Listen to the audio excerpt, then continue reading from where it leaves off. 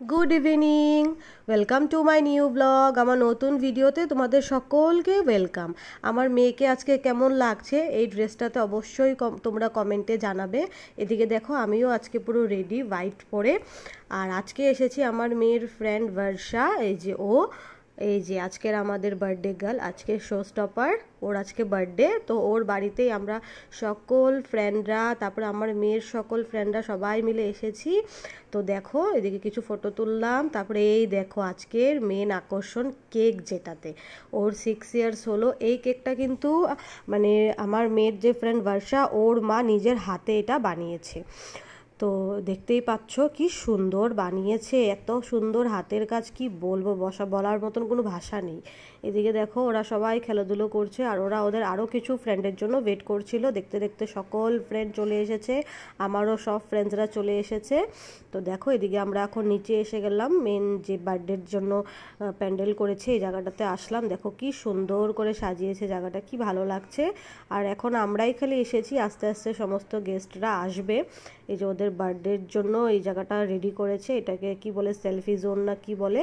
এদিকে আমরা এখন বসেছিলাম, মেয়েকেও কিছু ফটো তুললাম। আর এদিকে দেখো ওরা তো পুরো দুষ্টুমি করতে ব্যস্ত।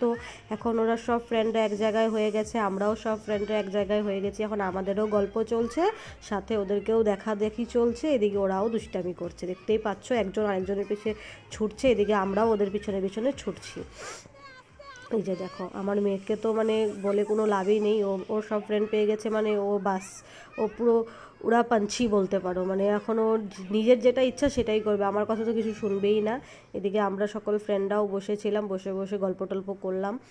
আজকের ইভিনিংটা সত্যি খুব মজা করে ওদের বাড়িতে কাটালাম।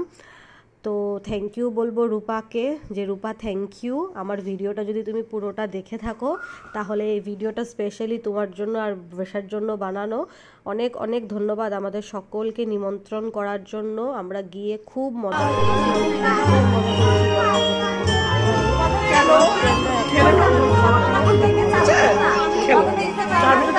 যাও যাও।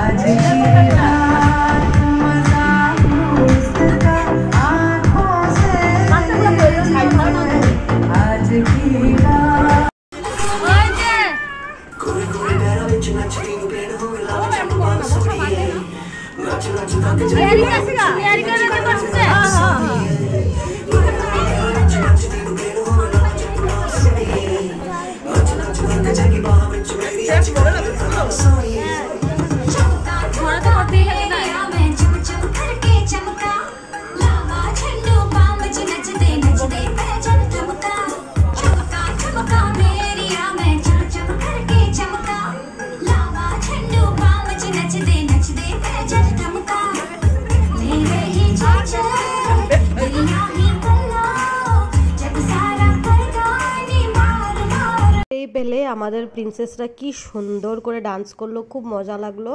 এখন আমরা একটু জুস টুস খাবো, তারপরে এদিকে এখন কেক এসে গেছে মেন জায়গাতে, এখন কেক কাটিং হবে।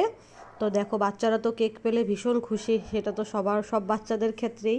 এখন ওদেরকে ওদের পজিশনে দাঁড় করাবো, দাঁড় করানোর পরে ওদের কেক কাটিং হবে, তার আগে কিছু ফটো টটো তোলা হবে, তারপরে কেক কাটিং হবে।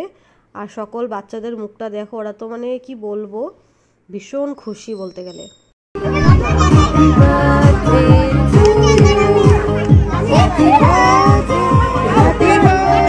ধরো ধরো সবাই ধরো।